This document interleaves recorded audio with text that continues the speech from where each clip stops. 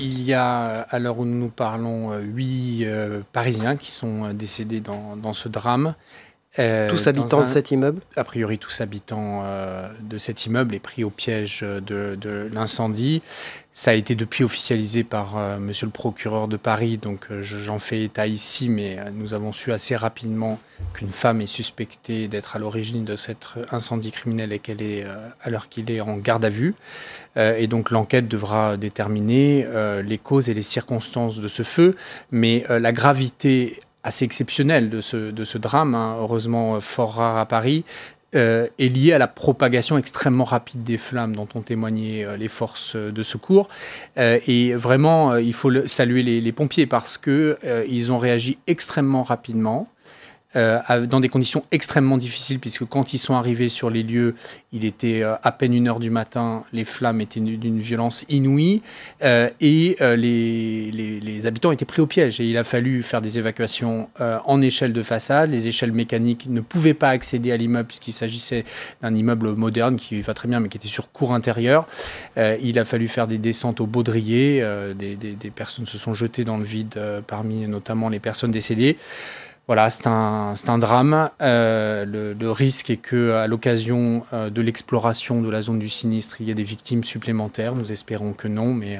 Quel est le travail que la mairie de Paris peut faire à ce stade-là ? Alors, nous... l'assistante psychologique, évidemment. Alors, bien sûr, mais avant l'assistante psychologique, c'est la prise en charge d'urgence. C'est-à-dire, dès qu'un événement comme ça se produit à Paris de cette ampleur, nous avons des niveaux gradués d'intervention, de déclenchement de cellules de crise, qui consistent notamment à la prise en charge immédiate. C'est particulièrement le cas en hiver, où on peut se retrouver avec des dizaines de personnes dans la rue pour des hébergements d'urgence. Alors là, par exemple, très concrètement, combien de personnes la mairie de Paris a dû héberger Finalement, assez peu dans le cas d'espèce, puisque la plupart d'entre eux ont réussi à trouver des solutions auprès des voisins à proximité qui ont été très, très solidaires. Mais nous avons pris en charge 12 personnes qui ont été orientées vers la mairie du 16e arrondissement, qui a été transformée pour l'occasion en lieu d'hébergement d'urgence. Et nous accompagnerons dans les heures qui viennent et dans les jours qui viennent les victimes pour les aider à surmonter ce drame. C'est à la fois l'hébergement, mais vous l'évoquiez à l'instant, c'est surtout la prise en charge psychologique et puis l'accompagnement des victimes.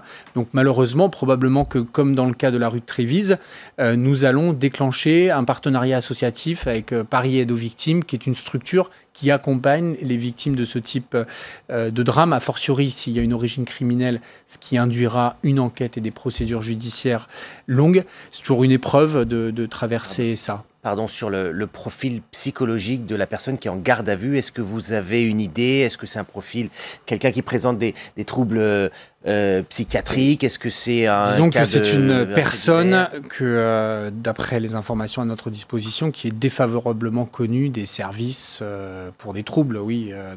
Pour des troubles qui habitait l'immeuble ? Oui, qui a priori habitait l'immeuble. Pour des troubles de quelle nature ? De nature psychiatrique. Psychiatrique.